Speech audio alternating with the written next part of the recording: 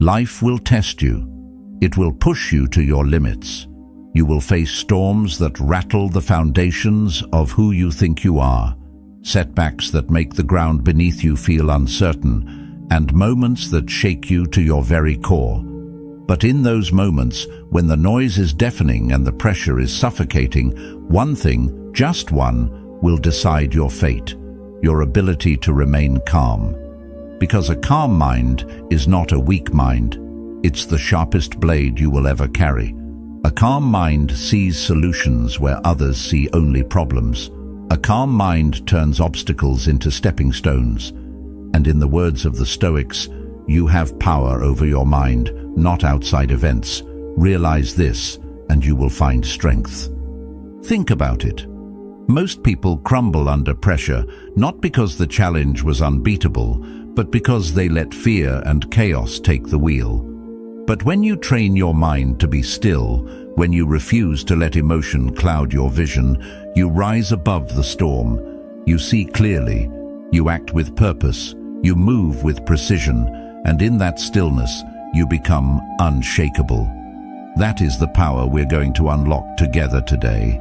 If you believe that mastering your mind is the first step toward mastering your life, then consider subscribing as a commitment to yourself. Let this be the moment you decide to think deeper, live stronger, and walk the Stoic path toward unbreakable inner peace. Life doesn't tap you on the shoulder and say, "Get ready, here it comes." It just hits. Sometimes it's a slow build, a creeping storm you can see in the distance, and sometimes it's a sudden wave that crashes without warning. You find yourself standing in the middle of it, unsure which way is forward, backward, or down. The ground feels like it's moving under your feet. Everything familiar becomes strange. And in those moments, the question isn't whether you'll face the storm, because you will. The question is whether you can keep your mind steady while it rages around you. Marcus Aurelius once said, "You have power over your mind, not outside events. Realize this, and you will find strength." It's in that space, between the chaos outside and the clarity inside, where the outcome of your life is decided. Calmness isn't something you need only when things are peaceful. Anyone can be composed when the air is still. The real test is whether you can remain calm when the air turns sharp, when voices are raised, when the future becomes uncertain. Most people believe calm is just a personality trait, something you're either born with or not. But that's not true. Calm is a skill, a muscle, and just like your body, your mind grows stronger the more you train it. It's not about ignoring what's happening or pretending it doesn't hurt. It's about keeping your head when others lose theirs. Carl Jung once observed, "I am not what happened to me, I am what I choose to become." In the heat of a crisis, the choice to become steady instead of scattered changes everything. We live in a world that conditions us to react instantly. Messages pop up and we reply without thinking. A comment stings and we shoot one back. Someone cuts us off and our temper leaps before reason can catch up. Reaction feels natural because it's fast, but it's also dangerous. It's like handing the steering wheel of your life to whatever just startled you. And once you're reacting, you're no longer in control. The moment is controlling you. But when you respond, you take the wheel back. You create a gap between what happens and what you do next, and in that gap lies your power. Think about the last time you let your emotions run the show. Maybe you said something you didn't mean. Maybe you made a choice in frustration that you later regretted. In the moment, it probably felt justified. Emotions have a way of convincing us that they're the truth. But when the dust settled, clarity came, and with it, the realization that you could have handled it differently. That's why the mind must be trained before the storm arrives. Because when the pressure is on, you will default to your training. If you haven't trained your mind to pause, to breathe, to think before acting, The chaos will decide for you. The body has its own way of betraying us when we're under stress. Heart rate climbs, breath shortens, muscles tense. The mind senses danger and slips into survival mode, shutting down the rational part of the brain in favor of instinct. That's why fear and panic feel so overwhelming. They literally change the way you think. But here's the truth, you can reverse that process. The simplest and most overlooked tool you have is your breath. Slow it down and you slow your heart. Slow your heart and you steady your thoughts. Even a few deep breaths can remind your nervous system that you are not in immediate danger, that you are safe enough to think clearly. It's the same technique Navy divers, elite athletes and surgeons use in high-pressure moments. But calming your breath is just the beginning. The mind must also be taught to see differently. When you see an obstacle as a problem, it feels heavy, immovable, final. But when you see it as a challenge, something changes. A challenge is something to engage with, to overcome, to learn from. The obstacle might be the same, but your relationship to it transforms. Epictetus taught, it's not what happens to you, but how you react to it that matters. This isn't just philosophy, it's practical survival. The moment you shift how you frame an event, you take away its ability to control you. And yet reframing doesn't mean lying to yourself. It doesn't mean painting a disaster in bright colors and pretending it's a gift.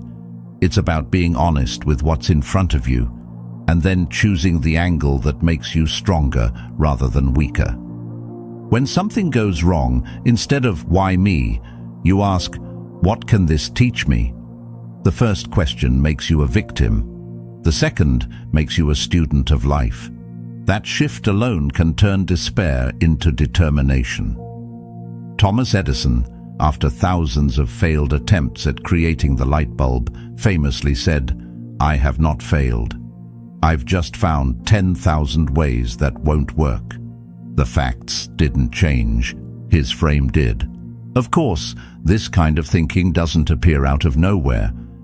You can't expect to step into a high-pressure moment and suddenly be calm if you've spent every day before that reacting to every little thing.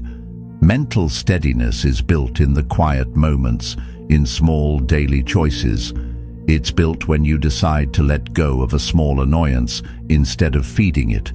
It's built when you choose to listen before speaking. It's built when you catch yourself rushing and take a breath instead. Each time you do, you lay another brick in the foundation of your composure. Training your mind isn't a single habit, it's a collection of them. Meditation teaches you to notice your thoughts without getting lost in them. Visualization teaches you to see yourself succeeding before the moment arrives. Physical exercise teaches you to endure discomfort and keep going. Reading expands your understanding of the world and sharpens your thinking. Each habit strengthens a different part of your mental armor. And when they're combined, they prepare you to face what you can't predict. Your environment matters too. Spend enough time around panicked people and their energy becomes yours. Surround yourself with people who think clearly and their steadiness will steady you. Jung once wrote, "The meeting of two personalities is like the contact of two chemical substances. If there is any reaction, both are transformed." Choose the people who transform you for the better, who remind you of your own ability to stand calm in the storm, because the storm will come. Maybe not today, maybe not tomorrow, but it will. And when it does, you will either be swept up in its wind or stand unmoved in its center. That choice isn't made in the moment. It's made now, in the quiet hours, in the daily discipline of training your mind to be calm. You do it not because life will be gentle, but because it won't. And when it's not, you'll be ready. A calm mind has a way of cutting through the fog that blinds everyone else. When fear grips the crowd, when noise fills the air, when confusion makes it hard to tell left from right, the calm mind can still see the path. It notices details that panic would erase. It catches opportunities others miss because they're too busy reacting to the chaos. Calm doesn't mean you feel nothing. It means you refuse to be ruled by what you feel. It's the difference between the archer who shoots in haste and misses, and the one who breathes, waits for the wind to shift, and releases with precision. In moments where decisions matter most, speed without clarity is a trap. Calmness gives you the clarity to act at exactly the right moment, in exactly the right way. The reason calmness holds so much power is that it changes the rules of the game. When others are reacting to the surface, the calm mind looks beneath it. It sees the root of the problem, not just its symptoms. Carl Jung once wrote, "Your vision will become clear only when you can look into your own heart. Who looks outside, dreams. Who looks inside, awakes." Panic looks outward, desperate to control circumstances. Calm looks inward, determined to master the self. That mastery allows you to step outside the storm's rhythm and create your own. Suddenly, you're not just surviving the moment, you're shaping it. This isn't about moving slowly or hesitating when it's time to act. Calmness is not the absence of movement, it's the presence of control. It's the warrior who stands still while the battlefield swirls, waiting for the one opening that will change everything. The world often mistakes loudness for strength, but in truth, strength is found in the steady hand, the measured word, the unshaken gaze. When you remain calm in moments where everyone else is losing balance, you stand out, not because you tried to, but because steadiness has become rare, and what is rare becomes valuable. Calmness also protects you from making decisions you can't take back. We've all felt the regret of words spoken too quickly or actions taken in a rush of emotion. In those moments, the mind isn't thinking, it's defending, attacking, escaping. The calm mind doesn't escape the emotion, but it learns to let the first wave pass before making a move. It knows that even in urgency, there's power in a pause. That pause is where wisdom lives. It's where you can weigh not only what you want to do, but what will serve you best in the long run. Think of the difference between a candle and a lighthouse. A candle flickers in the slightest breeze, its light fragile and short-lived. A lighthouse stands through storms, guiding ships without faltering. Calmness turns you from the candle into the lighthouse. The sea may rage, but you remain steady, casting light where it's needed most. In a panicked state, your mind will search for safety in the wrong places, quick fixes, impulsive actions, someone else's lead. In a calm state, you become the source of stability for yourself and, often, for others. The truth is, calmness isn't just an advantage in moments of crisis. It's an advantage in every area of life.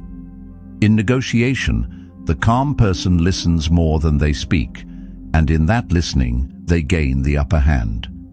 In relationships, the calm person hears the pain beneath the words and responds to that, instead of reacting to the surface sting.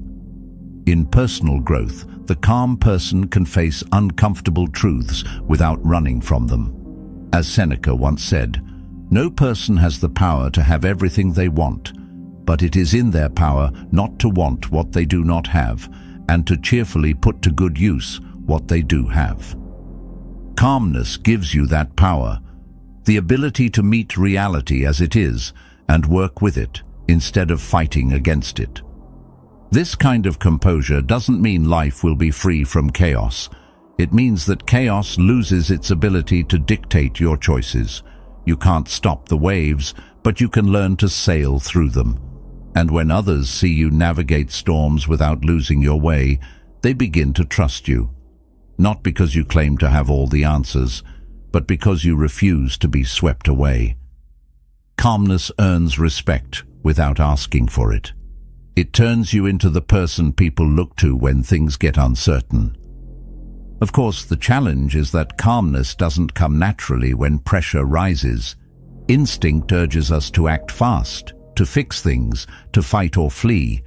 That's why the ability to remain steady is so powerful, because it's not instinctive, it's intentional. It's a choice made over and over again until it becomes part of who you are. Every moment you resist the pull of panic, you strengthen the muscle of control. Every time you breathe through the impulse to react, you prove to yourself that you are not at the mercy of the moment. When you realize that calmness is a skill, not a gift, it changes how you approach challenges. Instead of waiting for life to throw you into a storm and hoping you'll figure it out, you start training in the quiet. You learn to pause in everyday moments, before replying to a message, before voicing a frustration, before making a decision you can't reverse. These small practices add up, so when the real pressure comes, your mind knows what to do. In the end, calmness is real power because it's freedom. Freedom from being pushed and pulled by every shift in circumstance. Freedom from becoming someone you don't recognize in moments of stress. Freedom to choose your next step instead of having it chosen for you by fear. And in that freedom, you find a strength that no amount of force or noise can ever match. You become the steady ground in an unsteady world, and from that ground you can move anywhere you choose. We've all been there. That sudden surge of anger that tightens your chest, the rush of fear that makes your thoughts scatter, the wave of panic that demands you do something, anything, right now. In those moments you feel like you're in control because you're acting. But later, when the moment has passed and the emotions have cooled, you see it for what it was. Not action, but reaction. And reaction often comes with a cost far greater than we realize in the moment. Words spoken without thought can leave cracks in relationships that never fully heal. Rash decisions made in a fog of frustration can close doors you didn't even know you wanted to walk through. Sometimes those moments cost you your peace. Other times they cost you your future. The danger of letting emotions take over isn't that emotions are bad. They're not. They are part of being human. They give color to life, depth to experience. But when they take the wheel, reason is pushed into the back seat. You stop choosing your direction and start being driven by impulses that might not have your best interests in mind. Fear convinces you to run when you need to stand still. Anger urges you to fight when the wiser choice is to walk away. Impatience tells you to force things before they're ready. What's tricky is that in the heat of the moment, emotions don't feel like noise. They feel like truth. When someone insults you, the anger feels justified. When something threatens you, the fear feels protective. But not everything that feels true is wise. Emotion gives you the energy to act, but without the guidance of calm thought, that energy can turn destructive. It's like having a powerful river with no banks to guide it. It floods everything in its path. Many people have lost more to their own unchecked reactions than to the challenges life has thrown at them. It's worth remembering that the most important moments in life often leave no time for do-overs. An opportunity presents itself, and you either step toward it or you don't. A relationship hits a breaking point, and what you say in that moment either opens a door or closes it forever. One careless email sent in frustration can undo months of trust. One outburst in the wrong setting can reshape the way people see you. These are the hidden costs of letting emotions lead. The kind you don't see until they've already been paid. And there's another layer. Every time you give in to emotional impulse, you reinforce the habit. You teach your mind that this is how you handle stress. The more you do it, the more automatic it becomes. Before long, it's not just certain situations that trigger you. It's almost everything. You start living on edge, ready to react before you've even thought about whether the situation requires a reaction at all. This is why the Stoics placed so much value on self-mastery. As Seneca put it, "No man is free who is a slave to himself." When you're at the mercy of your emotions, you can't claim to be in control of your life. But there's a flip side to this truth, and it's one of the most empowering realizations you can have. Every time you resist that impulse, every time you pause before speaking, take a breath before acting, you're breaking the pattern. You're teaching your mind a new way to operate. You're proving to yourself that you can feel something deeply without being controlled by it. The power isn't in never feeling anger, fear, or panic. It's in refusing to let them dictate the terms of your life. The cost of letting emotions take over can also be invisible at first. Maybe no one calls you out. Maybe the damage is subtle, a quiet loss of trust, a shift in how someone includes you, an opportunity that doesn't come your way again. You may never even know what was lost. But whether or not you see it, those costs are real. They accumulate, and if left unchecked, they can shape the entire trajectory of your life. That's why calmness under pressure isn't just a nice trait to have. It's a form of protection. It guards your relationships, your reputation, your future. It ensures that when you make a move, it's intentional, not just emotional. Marcus Aurelius wrote, "If you are distressed by anything external, the pain is not due to the thing itself, but to your estimate of it. And this you have the power to revoke at any moment." That power to revoke is the essence of self-control. It's the decision to see the emotion for what it is, information, not command, and then choose what to do with it. In the end, the cost of letting emotions take over is far greater than the temporary discomfort of holding back. The momentary satisfaction of getting it off your chest fades quickly, but the consequences can linger for years. And here's the irony. The more you learn to stay calm, the more influence you actually have. People listen to those who can stay composed. They trust them. They look to them in moments of uncertainty. The very thing emotions promise, power, is better achieved through their mastery, not their indulgence. So the next time you feel the heat rise, remember what's really at stake. Not just your pride in that moment, but the opportunities, the trust and the relationships that can only be protected by your calm. You won't always get it perfect, and you don't need to. What matters is that you choose, as often as you can, to keep your mind steady when your emotions want to take the lead. Because when you do, you're not just saving yourself from regret, you're building the kind of life that can withstand whatever comes. When fear takes over, something profound happens inside your brain. It's not just a feeling, it's a shift in the way your entire system operates. In moments of perceived danger, your brain's alarm system, the amygdala, sounds off like a siren. That signal races through your body, flooding it with adrenaline and cortisol, the stress hormones designed to keep you alive. In an instant, your heart pounds faster to pump blood to your muscles, your breathing quickens, and your vision sharpens on what you think is the threat. This ancient survival mechanism once saved our ancestors from predators, but in modern life, it can be triggered by a harsh email, a tense conversation, or an unexpected challenge. The body reacts as though your life depends on it, even when the danger is not physical at all. In those moments, something else happens.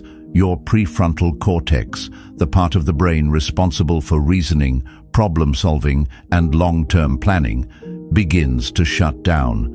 It's as though the wise leader of your mind has been pushed aside, and the most primitive part has seized control. Carl Jung once said, "Until you make the unconscious conscious, it will direct your life, and you will call it fate." This is what he meant in practice. When fear hijacks your brain, it drives your behavior without asking for permission and without considering the consequences. You stop choosing your actions, you start reacting to everything.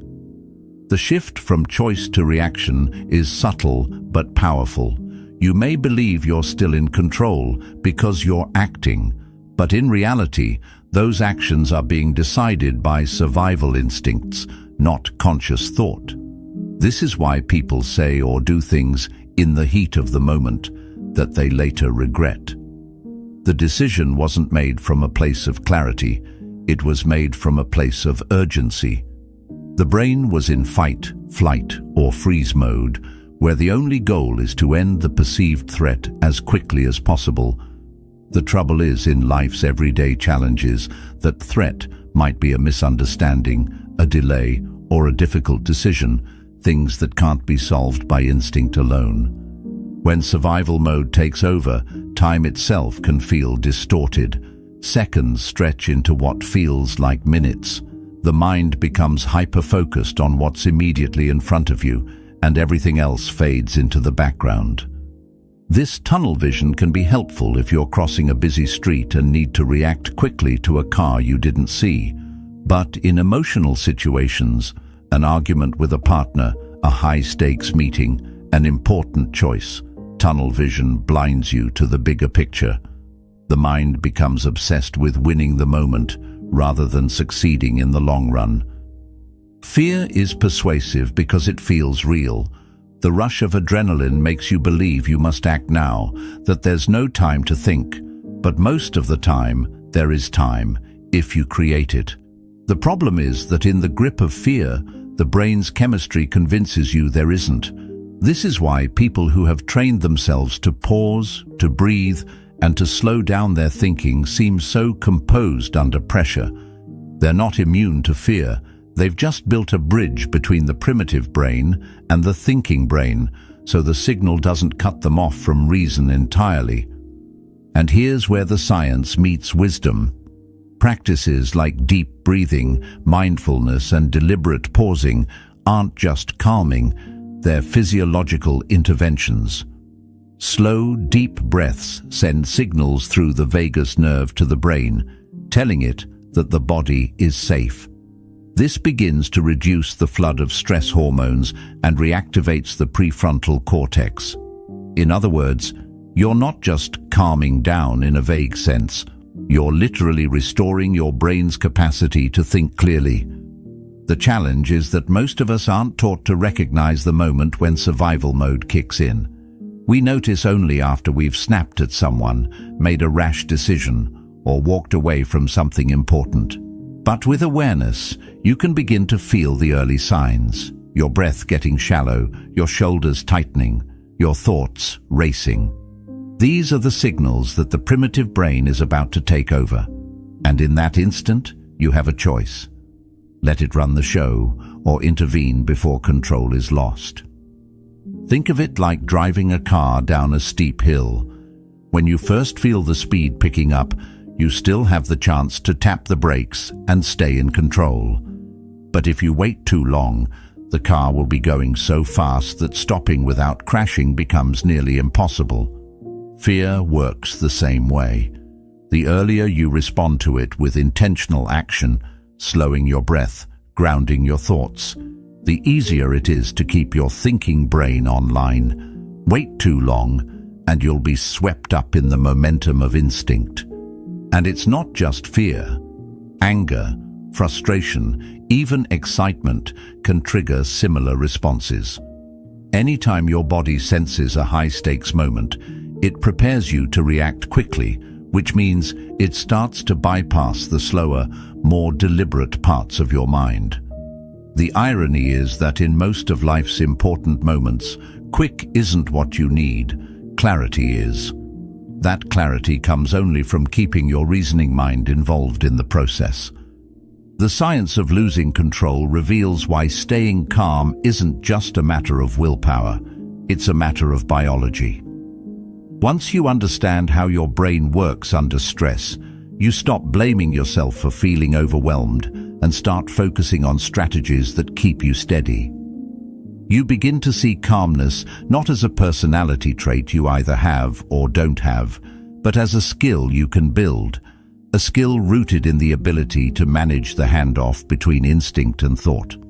Ultimately, the goal isn't to eliminate your emotional responses. Fear can protect you, anger can alert you to injustice, Excitement can drive you toward opportunity, but these emotions should inform your choices, not dictate them. When you can feel the rush without losing the reins, you unlock a kind of power that isn't swayed by the rise and fall of the moment. You become the steady presence in a world that's constantly shifting. And that steadiness, born of understanding your own mind, becomes the foundation for everything else you achieve. Reaction feels fast. It feels alive. In the heat of the moment, it even feels right. Someone says something sharp, and the words leap from your mouth before you even register them. A decision lands on your lap, and your hand moves before your mind catches up. There's a fleeting rush in that instant, like you've done something, like you've taken control. But in truth, the opposite has happened. In those moments, control has already slipped away. You've surrendered it to the very thing that provoked you. You've let the outside world dictate your next move, and now you're following its lead instead of your own. The trap is subtle because it hides in the very speed that makes it feel powerful. Reaction convinces you that faster is stronger, but faster is often weaker because it bypasses the part of you that weighs, measures, and decides with purpose. It's the mind's equivalent of grabbing the first tool you see without checking if it's the right one, and once you've swung it, you can't take it back.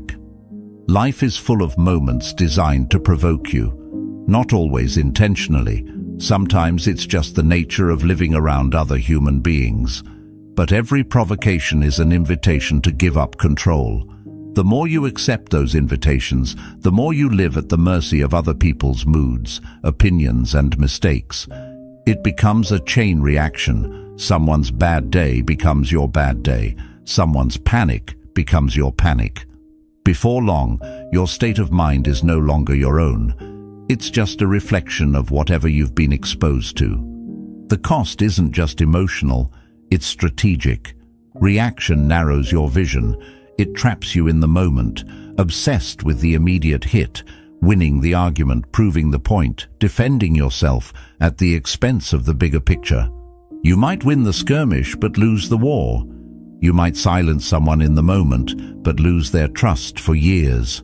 And the worst part? You might never even realize what's been lost because reaction is too busy looking forward to the next move to look back at the damage left behind. Carl Jung once said, "Everything that irritates us about others can lead us to an understanding of ourselves." Reaction skips that understanding entirely. It doesn't give you space to ask, "Why does this bother me? What is this really about?" It only knows that something has stirred you and demands you answer with equal force. But the things that provoke us most deeply often reveal more about us than about the person or situation in front of us. When you react without pause, you miss the chance to learn those lessons, and you set yourself up to repeat the same mistakes again and again. And yet, there's no denying that reaction feels good in the moment. That's what makes it dangerous. It scratches the itch instantly, giving you the illusion of resolution. But it's like drinking salt water when you're thirsty. It might seem to help at first, but it only leaves you worse off. The mind craves relief from discomfort, and reaction delivers it quickly. But real control doesn't come from doing what feels good immediately. It comes from doing what will serve you best in the long run. That's why the people who seem unshakable aren't necessarily the ones with no emotions. They're the ones who can feel the heat rising inside them and still choose their next step carefully. Consider how many moments in history have turned on the difference between reaction and response. Leaders who kept their composure in times of crisis steered their people towards survival. Those who acted rashly often steered them into disaster. The same principle applies on a personal level. Your life is shaped not just by what happens to you, but by how you meet it. A sharp comment can be met with a sharper one, or with silence that keeps the peace. A sudden problem can be met with panic, or with a calm plan that keeps you moving forward. These small decisions, made in moments you barely notice, accumulate into the story of your life. Reaction also invites manipulation. If someone knows exactly which buttons to press to get you to react, they can steer you anywhere they want. It doesn't matter how smart you are, how skilled, or how well-intentioned. If you're easy to provoke, you're easy to control. The ability to stay calm when others expect you to erupt is more than self-control. It's self-protection. It keeps you from being pulled into battles that aren't yours to fight, and from burning energy on things that don't deserve it. Building that habit takes practice. It starts with the smallest moments. Holding your tongue for a few extra seconds in a conversation, letting an email sit in drafts overnight before sending it, stepping outside for air instead of arguing in circles. Over time, these pauses become second nature. You begin to realize that not everything demands your immediate engagement, and not every fire is yours to put out. The more you practice, the more your mind learns that safety and power come from choice, not from speed. Reaction thrives in the absence of awareness, but once you start paying attention to your own patterns, you see it coming. You feel the spike in your chest, the rush in your head, and you know, this is the trap. You don't have to step into it. You can stand still, let the wave pass, and move with intention. This doesn't mean you never act. It means you act on your terms, in your time, for your reasons. And that's the kind of control that can't be taken from you. In the end, reaction offers nothing more than the illusion of strength. It's a quick flame that burns out as fast as it ignites. Response, the deliberate, measured choice, builds something lasting. It protects your peace, your relationships, your future. And every time you resist the urge to react without thought, you're reclaiming a little more of your life from the pull of chaos. That's the quiet power no one can hand you, and no one can take away once you've claimed it. There's a point in every heated moment where time feels like it's sprinting, where everything inside you insists you need to act right now. That's the point where most people fall into reaction. They let instinct steer them, letting the first surge of emotion dictate the next step. But there's another option, one that feels unnatural at first, yet changes everything. It's the choice to pause, to take one breath before doing anything, to give your mind the space to catch up to your feelings. That pause might be a second or two, but in that second, the chaos outside stops controlling you. You step out of its rhythm and into your own. Carl Jung once said, "The man who looks for a bridge between the conscious and unconscious will learn to be guided, not driven." A response is guided, a reaction is driven, and that difference can decide the outcome of your life's most critical moments. When you choose to respond instead of react, you stop pouring gasoline on the fire. You give yourself permission to think, not just about how to survive the moment, but how to shape it. In a world where people rush to speak, to post, to act, the person who waits just long enough to see clearly has the advantage. They're not trapped in the narrow tunnel vision that comes with panic or anger. They can see the whole field, the moving parts, the subtle openings that only appear when you're not blinded by urgency. It's the same principle that makes a skilled chess player pause before making their move. The best players aren't fast, they're precise. Pausing doesn't mean freezing. It's not about avoiding the decision or pretending the problem doesn't exist. It's about slowing down enough to make the decision yours. That single breath is often enough to keep you from saying the thing you can't unsay, from taking the step you can't take back. And in that breath, you remember that the real measure of control isn't speed, it's accuracy. Think of the times in your life when everything felt like it was burning down, arguments that spiraled, opportunities that slipped away, days where nothing seemed to go right. Now imagine how those moments might have turned out if you'd just stopped, even for a few seconds, before acting. That's the quiet power of response. It turns the moment into something you can work with instead of something you have to fight against. You may not control what comes your way, but you always control the first step you take toward it. That's what separates the person who gets pulled under from the one who stays afloat. This ability to respond is not something that appears magically in moments of crisis. It's built in the ordinary, everyday situations where the stakes seem small.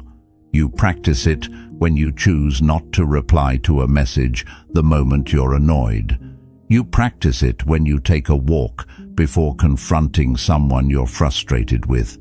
You practice it when you listen all the way through instead of interrupting to defend yourself. These small acts of restraint are like mental drills. They train your mind to recognize that gap between what happens and what you do, and to use it. The people who can think clearly when everything is on fire are not the ones who feel nothing. They feel it all: fear, frustration, uncertainty. But they've learned how to let those feelings inform them, not control them. They know that reacting in the heat of the moment almost always serves the moment, not the bigger picture. Responding, on the other hand, serves the goal, the principle, the future they're working toward. And the difference often comes down to one thing: discipline over impulse. There's also an energy shift that happens when you respond instead of react. Reaction tends to escalate. Someone raises their voice, you raise yours higher. Someone makes a sharp comment, you sharpen yours in return. This creates a loop where the situation feeds on itself until it spirals out of control. Response breaks that loop. It doesn't fuel the fire, it redirects it. You may not diffuse the tension immediately, but you stop adding to it. And in many cases, that's enough to start turning things around. When you think about the people you admire most in times of crisis, chances are they're not the ones who flailed wildly, even if they meant well. They're the ones who stayed composed, who chose their actions with intention, who spoke in a way that calmed instead of inflamed. This doesn't mean they were passive. It means they understood that a well-aimed move is worth far more than a flurry of thoughtless ones. They let the storm rage around them without letting it dictate their next step, and in doing so, they shaped the outcome in ways that a reaction never could. The beauty of response is that it builds trust, not just with others, but with yourself. Each time you choose to pause and think before acting, you prove to yourself that you are capable of holding steady in the face of pressure. Over time, this changes the way you see yourself. You stop thinking of yourself as someone who's at the mercy of life's chaos and start seeing yourself as someone who can navigate it. That self-trust is priceless because it means you don't have to fear the next challenge as much. You know you can handle it, not because it will be easy, but because you'll meet it on your own terms. In the end, choosing response over reaction is about reclaiming ownership of your mind. It's about refusing to let outside events decide who you are in the moment.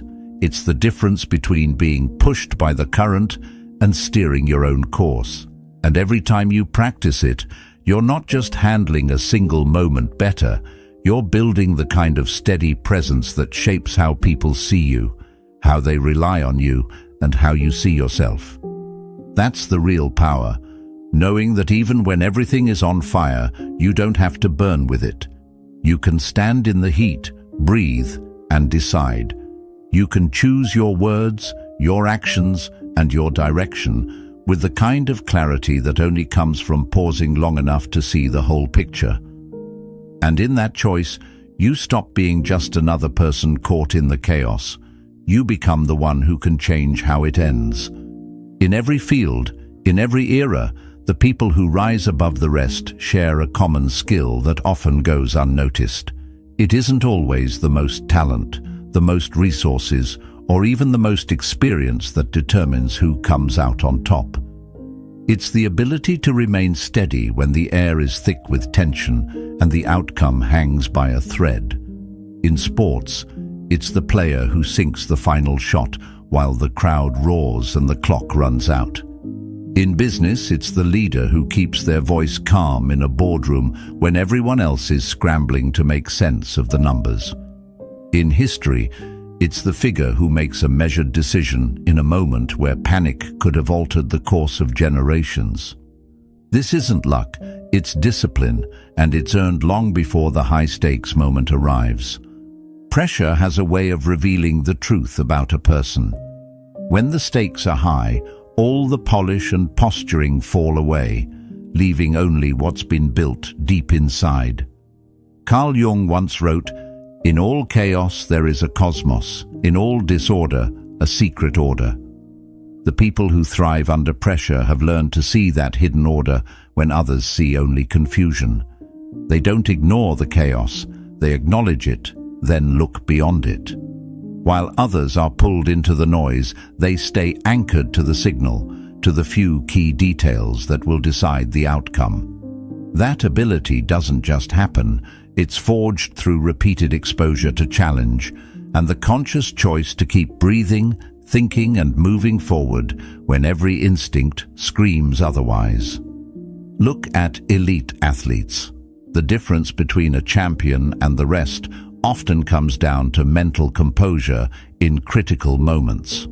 The sprinter who keeps perfect form in the last 10 meters, the tennis player who still goes for the line shot at match point.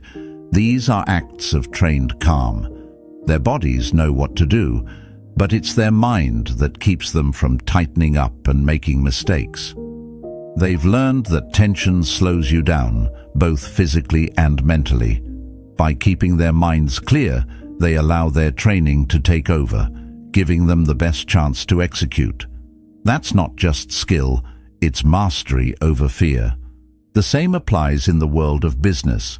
Companies face make or break moments all the time. Market shifts, financial crises, sudden competition. In those moments, the leaders who can maintain composure are the ones who can rally their teams and adapt quickly. When everyone else is focused on the problem, they're already working on the solution. They know that panic spreads faster than any market trend, and if they let it into the room, it will cloud judgment and lead to bad decisions. History is full of stories where calm minds shaped the world. Winston Churchill, during the Second World War, speaking to his nation not with trembling fear, but with resolve, gave people a sense of steadiness when survival itself was in question. Abraham Lincoln, in the midst of a divided nation, was known for pausing before he spoke, weighing not just the immediate consequences, but the ripples that would spread for decades. These moments weren't free from fear. If anything, the weight of the decisions made them heavier, but by holding their ground mentally, they created clarity where there could have been chaos. There's a pattern here. Those who thrive under pressure don't wait until the pressure comes to practice. Their composure is the product of countless smaller tests, times when they chose patience over haste, understanding over assumption, silence over a poorly timed word. These habits stack over time, building a foundation strong enough to hold when the weight of the moment increases. They've trained themselves to act from intention, not impulse, which means that when the stakes are highest, they can trust themselves fully. Even outside the spotlight, this principle holds true. You don't have to be a general in a war or a CEO to face high-pressure moments. For some, it's the job interview that could change their career. For others, it's the difficult conversation that could make or break a relationship. In those moments, your ability to control your mind is the greatest advantage you have. Panic makes your thoughts race, your words stumble, your body language betray you. Calm allows you to listen fully, speak clearly, and choose your next step with purpose. It's not about pretending you don't feel the pressure. It's about refusing to let the pressure make the decisions for you. And here's the thing. Pressure doesn't change who you are. It reveals who you've been all along. If you've built the habit of steady thinking, if you've practiced holding back your first impulse, if you've learned to focus on what matters most, that's what will come out when things get hard. If you've allowed yourself to be pulled by every wave of emotion and every distraction, that's what will surface instead. This is why the calm you see in great performers isn't arrogance, it's preparation. It's the result of choosing, day after day, to master the mind so that when it matters most, the mind serves you instead of betraying you. Carl Jung also said, "The privilege of a lifetime is to become who you truly are." Under pressure, the mask comes off and the real you steps forward. The question is, will that version of you be ready? Will they be grounded enough to see through the noise, to act with precision, to hold their own when the moment is too big for most? The answer lies not in what you do when the spotlight is on, but in how you've prepared when no one was watching. Those who thrive under pressure carry a quiet confidence that's hard to miss. It's not the loud, showy kind. It's a steady presence that reassures everyone around them. They know that life will always have moments that test them, that throw them into situations where there's no room for panic. And because they've trained for it, they can meet those moments head-on, not with reckless speed, but with deliberate, decisive action. That's how games are won, deals are made, and history is shaped. Not in the absence of pressure, but in the mastery of it. When you understand this, you stop fearing pressure and start seeing it for what it is, an amplifier. It can magnify your weaknesses, but it can also magnify your strengths.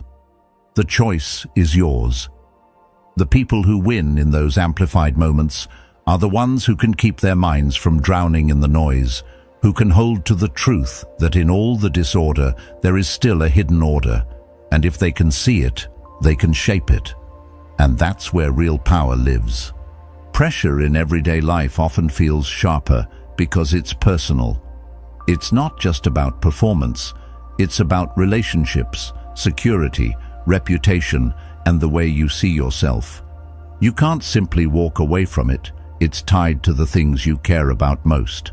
That's why the stakes feel so high, even when the rest of the world doesn't notice.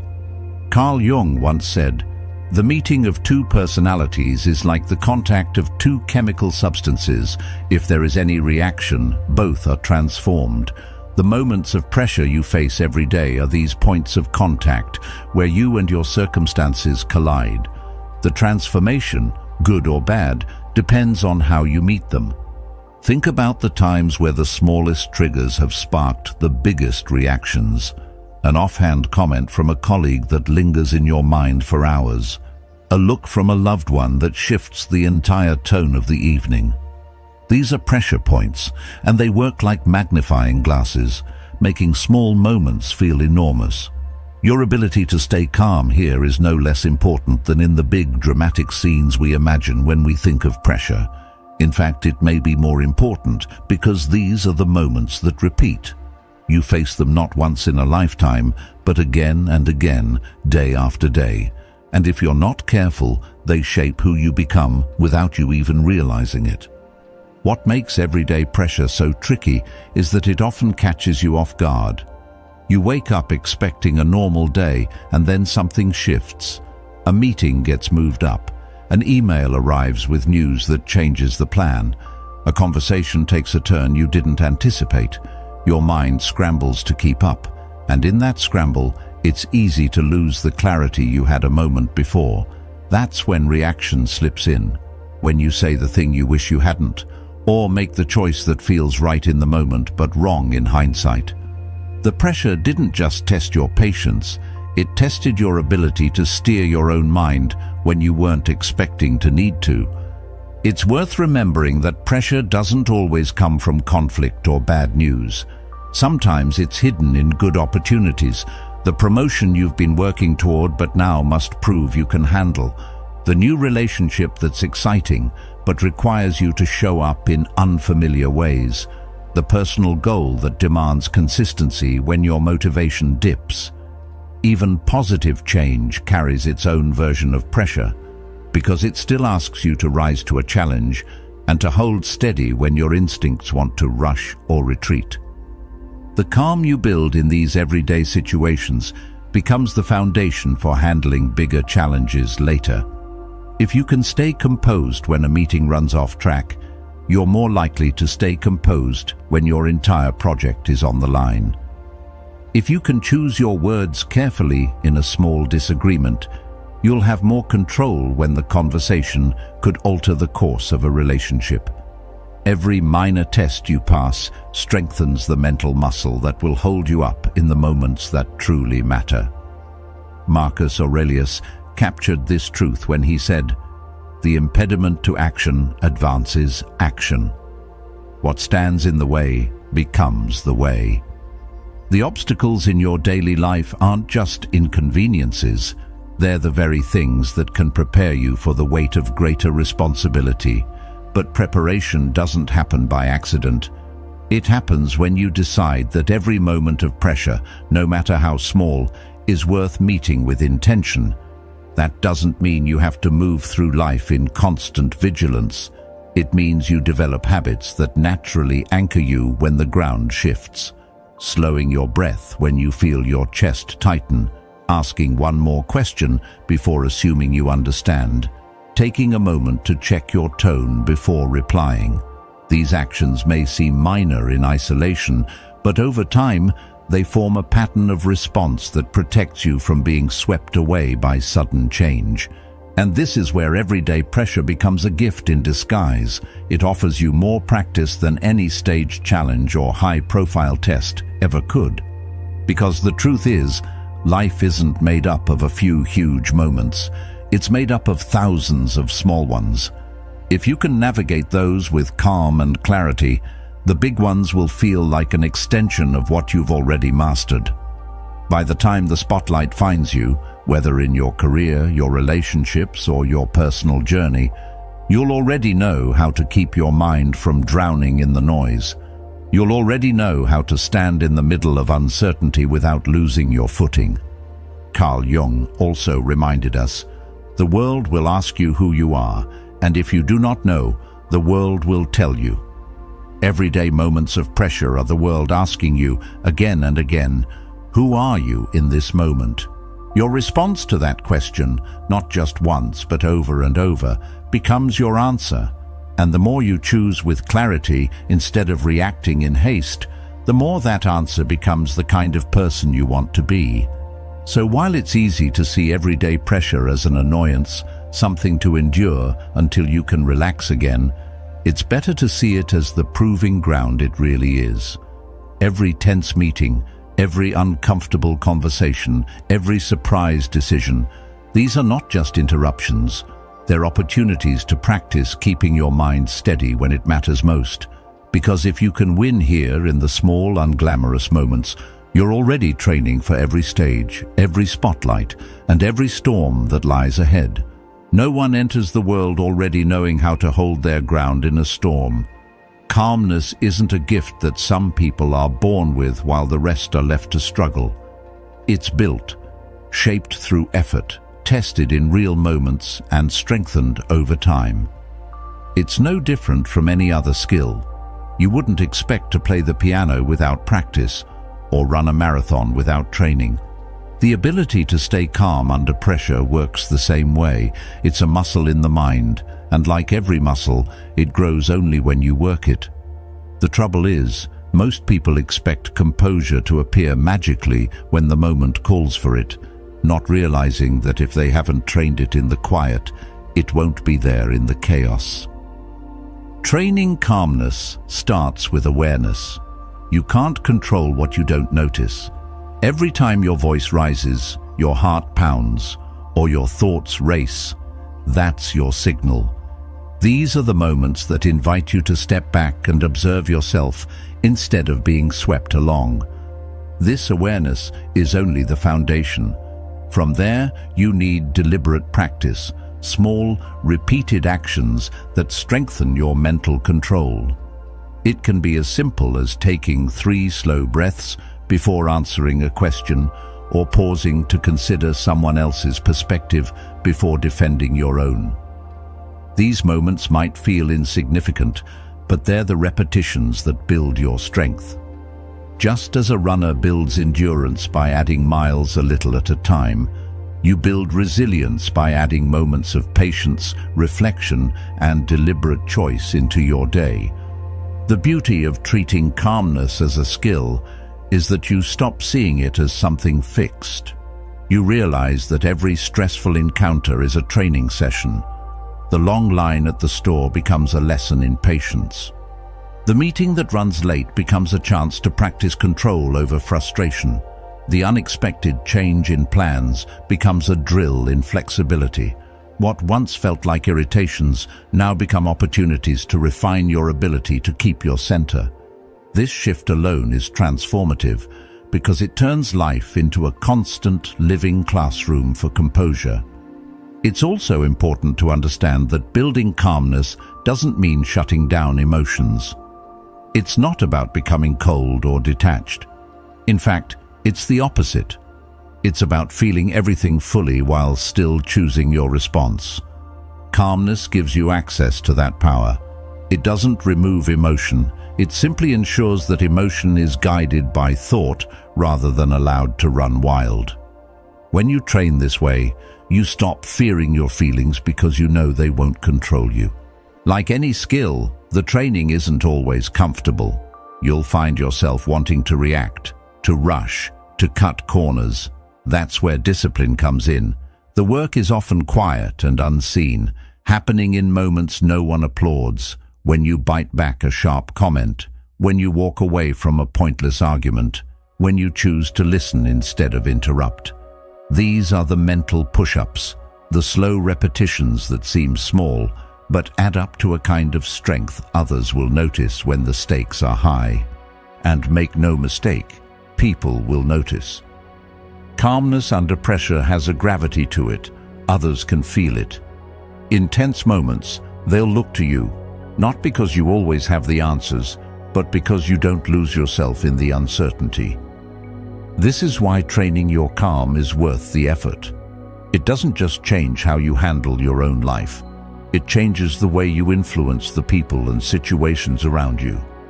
Your steadiness becomes a reference point for others, a reminder that chaos doesn't have to dictate the outcome. Of course, training calmness means preparing before the storm arrives. You can't wait until you're in the middle of a crisis to start building the skill. It has to be part of your daily life, woven into your routines, meditation, journaling, deep breathing, mindful walking. These are all ways to practice stillness when nothing is demanding it. They're the equivalent of sharpening your tools before you need them. By the time the pressure comes, you're not scrambling to figure out how to steady yourself. You've already done the work. When you know you can meet life's tests without losing control, you carry a quiet confidence that no one can give you and no one can take away. You've proven it to yourself in 100 small ways before the big ones ever arrived. The process is never truly finished. Just like a musician keeps practicing or an athlete keeps training, you'll continue refining your calm for as long as you live. There will be days you slip, moments you wish you'd handled differently, but each one is simply another repetition, another chance to strengthen the muscle. Over time, you'll see the difference in the way you speak, the way you decide, the way you carry yourself when the pressure is on. You'll feel it in the way you no longer rush to match the chaos around you, but instead slow it down just by your presence. In the end, calmness as a trained skill is one of the most valuable investments you can make in yourself. It pays back not only in the quality of your decisions, but in the way you experience life. You stop being thrown around by every wave of circumstance, and instead, you learn to navigate.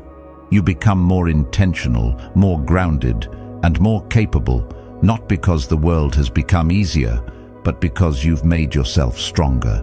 And that strength, built one deliberate choice at a time, becomes the foundation you stand on, no matter how high the pressure rises. Your breath is the one constant you carry with you from the moment you arrive in this world until the moment you leave it. It's so familiar, so automatic, that most of the time you forget it's even there. Yet within that quiet rhythm lies one of the most powerful tools you'll ever have for regaining control over your mind and your body. When chaos begins to close in, when your thoughts race and your chest tightens, your breath is the switch that can pull you back from the edge. You don't have to escape the room, solve the problem instantly, or even speak a word. All you have to do is breathe, slowly, deeply, deliberately, and the tide begins to turn. There's a direct line between your breath and your nervous system. When you're under pressure, your body defaults to shallow, rapid breathing, sending the signal that danger is near. Your heart beats faster, adrenaline surges, and your mind locks into survival mode. It's a chain reaction designed to help you fight or run, but in most modern situations, neither is what you need. This is where conscious breathing becomes more than just air in and air out. It becomes a way to tell your body, "I'm safe."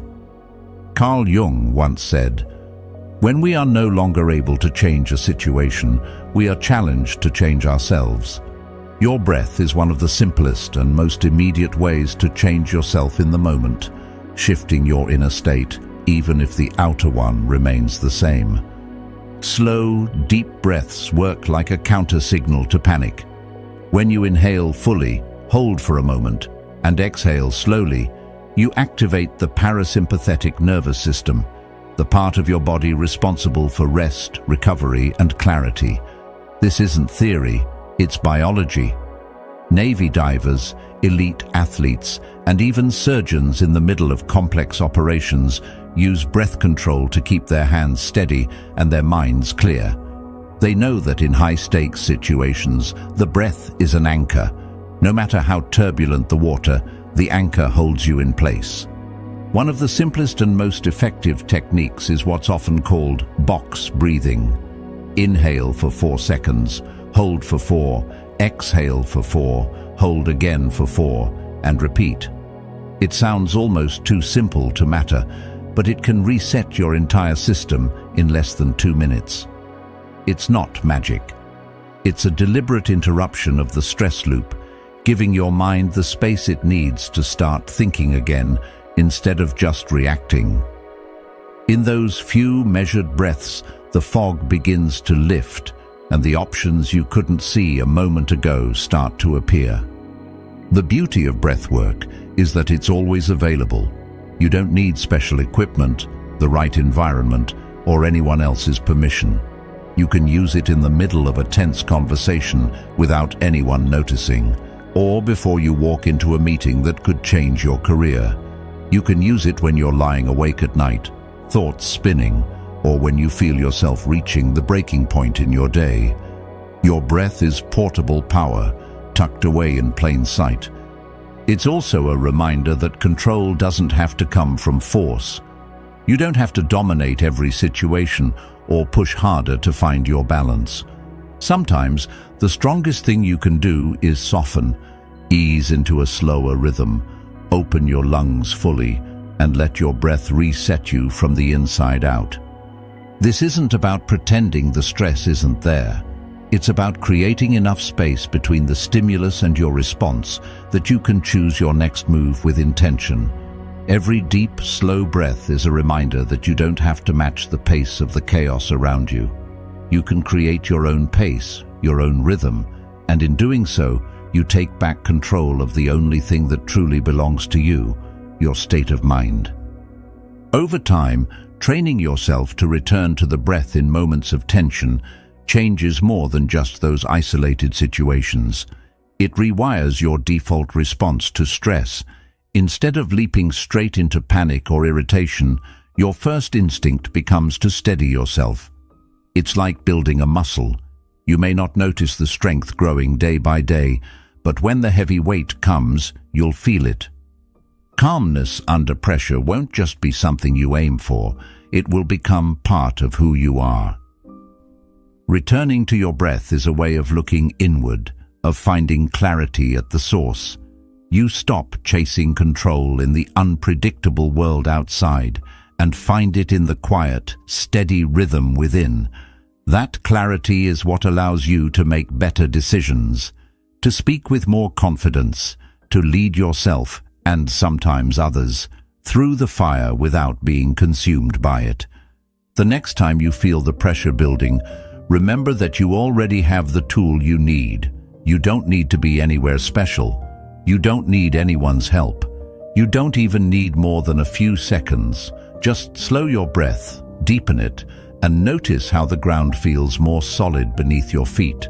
Notice how the panic loses its grip, how your thoughts begin to line up again. From there you can choose, not because the world suddenly got easier, but because you made yourself steadier. In the end, your breath is more than survival. It's mastery.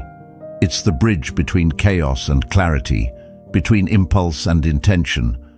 The more you use it, the more natural it becomes, until it's not just something you turn to in moments of crisis, but a way of moving through the world. And when you live that way, you stop waiting for calm to arrive. You carry it with you in every breath you take. The way you see a problem shapes everything about how you deal with it. Two people can face the exact same situation, and one will see it as the end of the road, while the other sees it as a path to something better. The difference isn't in the facts, it's in the framing. Problems feel heavy, immovable, final. They trap you in a mindset where you're just trying to survive. Challenges, on the other hand, feel like something to engage with, to learn from, to overcome. They carry a sense of movement, of possibility. The facts may be the same, but the label changes the story you tell yourself, and the story you tell yourself changes the outcome. This is where the art of mind reframing comes in. It's not about pretending everything is fine or denying reality. It's about choosing the angle from which you see it. Carl Jung once said, "It all depends on how we look at things, and not how they are in themselves." You may not have the power to change what has happened, but you always have the power to decide how you will interpret it. That interpretation can either trap you in fear and frustration or open a door to clarity and action. When you see something as a problem, your mind tends to close off. It's like walking into a room and seeing only locked doors. You feel stuck, helpless, and the energy you have is spent trying to figure out how to escape. But when you reframe it as a challenge, the locked doors become puzzles to solve, opportunities to get creative, and moments to grow stronger. The situation hasn't changed, but the energy you bring to it has, and that energy is what makes the difference between giving up and moving forward. Reframing starts with the questions you ask yourself. Instead of, "Why is this happening to me?" you shift to, "What can I learn from this?" That single change moves you from a place of victimhood to a place of agency. Problems happen to you, but challenges are something you meet head-on. This is more than just positive thinking. It's a practical way of breaking the mental patterns that keep you stuck. Marcus Aurelius captured this mindset when he wrote, "The impediment to action advances action. What stands in the way becomes the way." When you train yourself to see the obstacle as part of the path rather than a block to it, you turn resistance into fuel. Of course, reframing doesn't make difficulties easy. It doesn't erase the frustration, disappointment, or even pain you might feel. Those emotions are real, and they need to be acknowledged. But when you've accepted them, reframing gives you a reason to keep going. It offers a perspective where the struggle isn't meaningless. It's part of something bigger you're working toward. That shift can be the difference between quitting and finding the next step forward. Think about a time you failed at something that mattered to you. In the moment, it probably felt like proof that you weren't good enough, or that the opportunity was lost forever. But if you look back, you might see that failure taught you something you couldn't have learned any other way. Maybe it sharpened your skills, redirected your focus, or prepared you for something even more important. That's reframing at work, the ability to take an experience that once felt like a dead end and see it as part of the road that led you here. The mind resists this at first because it clings to certainty. It wants clear answers, and problems offer those. This is bad. I can't fix it. End of story. Challenges are messier. They leave space for the unknown, for possibility. That space can feel uncomfortable, but it's where solutions live. Reframing is a choice to step into that space, to accept uncertainty as part of the process rather than a reason to stop. Jung also wrote, "I am not what happened to me, I am what I choose to become." Seeing challenges instead of problems is exactly that. It's choosing what you will become through the experience rather than letting the experience define you. One way to practice reframing is to deliberately change the language you use. Instead of saying, "I'm stuck," try, "I'm figuring it out." Instead of, "This is impossible," try, "This will take some work." Language isn't just a reflection of how you feel, it shapes how you think. The words you use create mental pathways, and the more you use words of movement and possibility, the more your brain looks for ways forward instead of reasons to stop. Another practice is to mentally zoom out. When you're right up against a problem, it can take up your whole field of vision. But if you step back and look at it from a wider perspective, over the course of a year, 5 years, or even your whole life, you often see it differently. Something that feels overwhelming now might later be a turning point, a story you tell about how you learned, adapted, and grew. That zoomed-out view doesn't make the present easy, but it can give you the patience to navigate it without losing yourself to frustration. Reframing also has a way of protecting your energy. Problems drain you because they keep you locked in resistance. You're pushing against something that feels immovable. Challenges, however, draw you into action. They give you something to work toward rather than something to fight against. The mental and emotional shift is subtle, but it changes everything about how you engage with the situation. You move from defense to offense, from waiting for the problem to end to actively shaping your role in it. The more you practice this, the more natural it becomes. At first, you'll have to remind yourself to reframe, catching the moment when you label something a problem and deliberately changing that label. Over time, it will happen automatically. You'll notice that fewer things feel like walls and more things feel like doors, even if those doors are heavy and take effort to open. That's the quiet power of reframing. It doesn't make life easier, but it makes you stronger. In the end, the art of mind reframing isn't about denying reality. It's about reclaiming your role in it. It's about remembering that the meaning of an event is not fixed, and that your perspective is the lens through which its impact will be felt. Problems close you off. Challenges open you up. The more you choose the latter, the more you build a life where even the hardest moments carry within them the possibility of something worth moving toward. And when you can see that possibility, you're already halfway to finding the way through.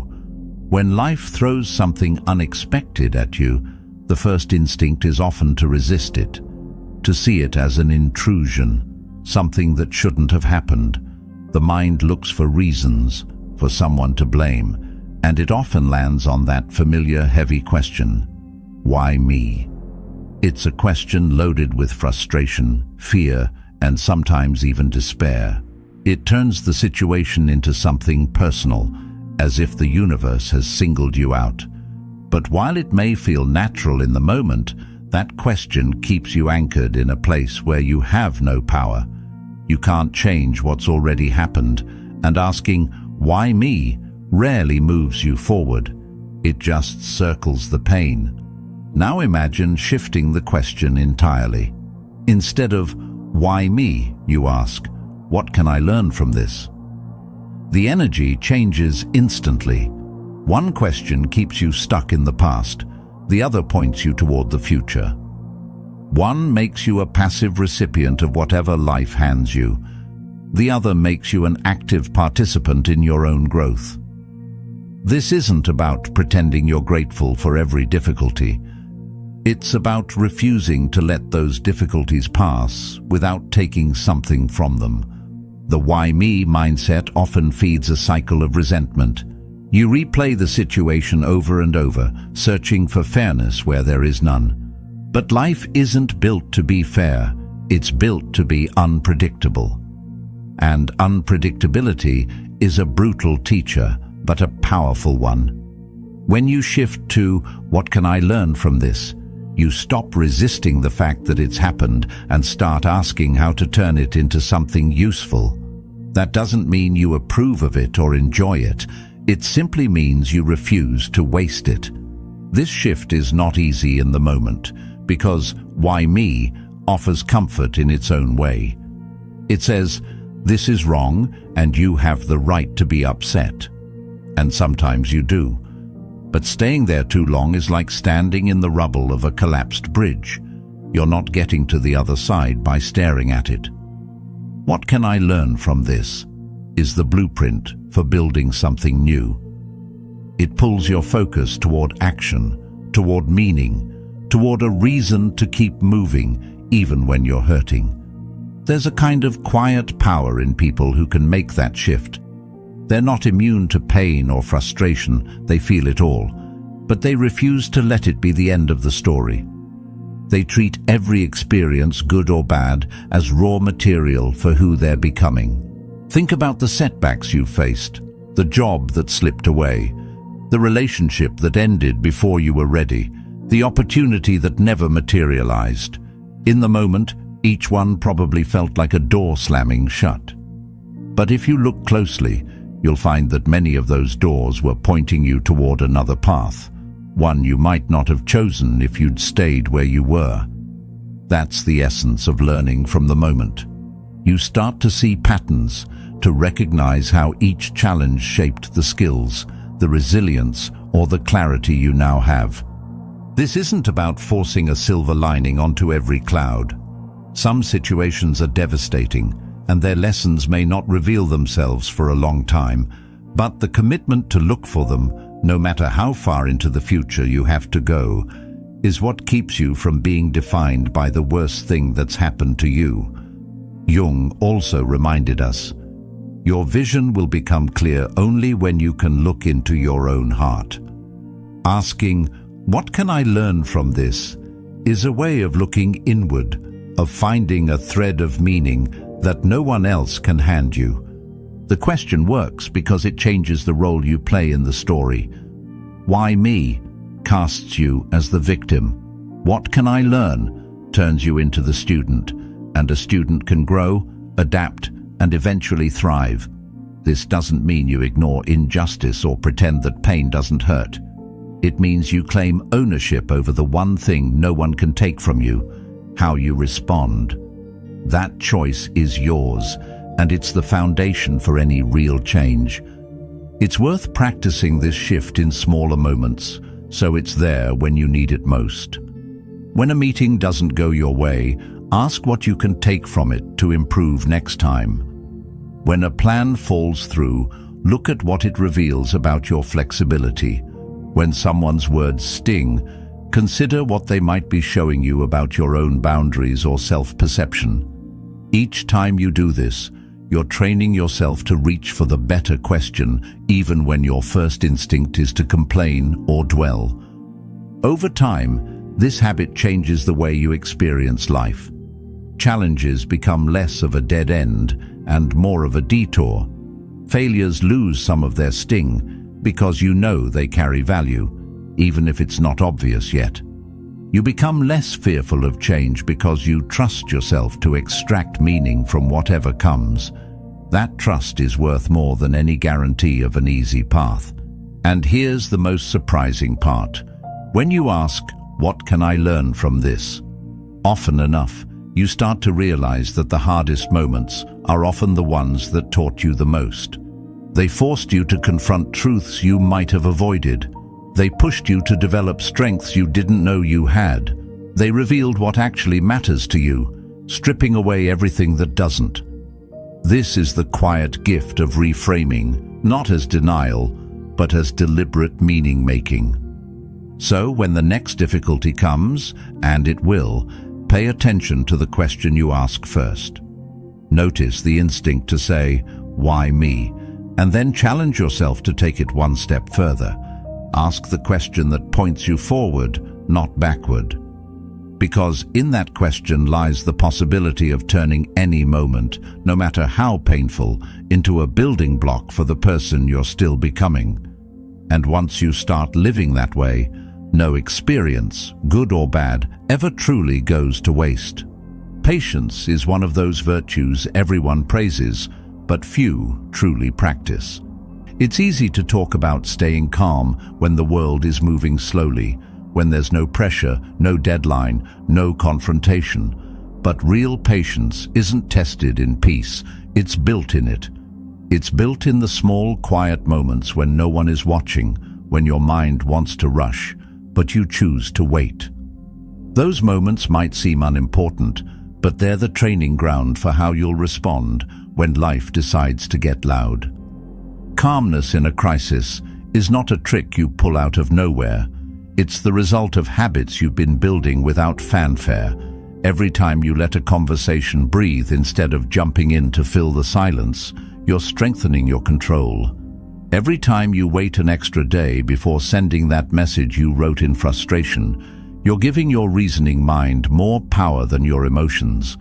Every time you resist the urge to take the fastest route and instead take the right one, you're conditioning yourself to see beyond the instant. Marcus Aurelius once said, "Time is like a river made up of the events which happen, and its current is strong. No sooner is a thing brought to sight than it is swept by, and another takes its place." Patience is learning to watch that river without feeling like you have to grab every passing branch. The challenge is that our world trains us in the opposite direction. Everything is instant. We get answers in seconds, products in hours, entertainment in a tap. Waiting feels unnatural, almost wrong. That's why patience has become a form of power. In a society addicted to immediacy, the one who can wait, observe, and act only when the time is right has a clear advantage. They're not pulled by the same currents as everyone else. They're deliberate, grounded, and far less likely to make decisions they'll regret. Patience isn't about inaction, it's about timing. It's the archer who holds the bow steady, waiting for the exact moment when the wind shifts in their favor. It's the leader who lets the room speak before making their move. It's the person who listens long enough to hear what's really being said beneath the words. Carl Jung noted, "Even a happy life cannot be without a measure of darkness," and the word happy would lose its meaning if it were not balanced by sadness. In the same way, action gains its meaning when balanced by restraint. Patience gives your choices weight because they are not rushed, they're considered.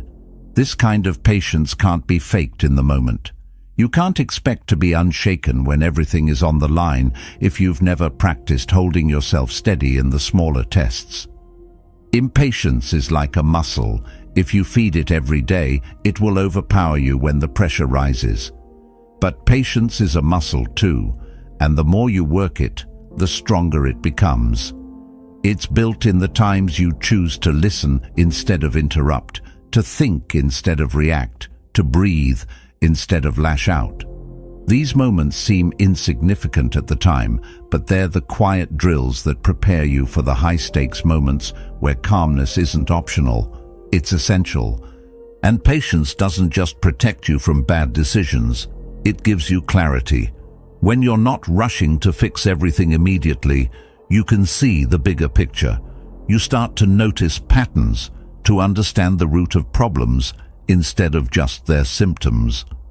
You see that many situations resolve on their own if you give them space. This isn't passivity, it's strategy.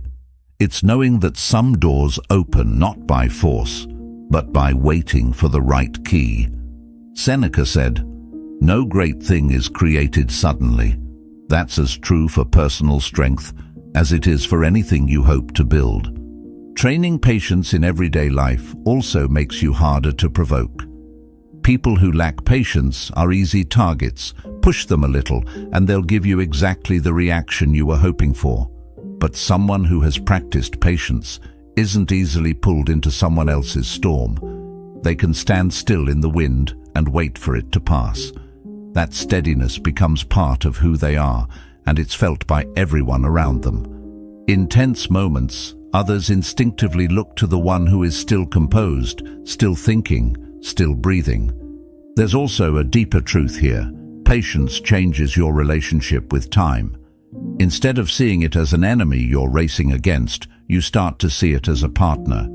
You learn that most meaningful things, trust, skill, wisdom, are only earned with it. Patience teaches you to respect the process, to understand that rushing often means repeating the same lesson later because you skipped it the first time. The irony is that patience, which seems like slowing down, is often the fastest way to where you want to go, because it keeps you from making costly mistakes. It's worth noticing that many of history's strongest figures were not just bold, they were patient. They knew when to act, but they also knew when to wait.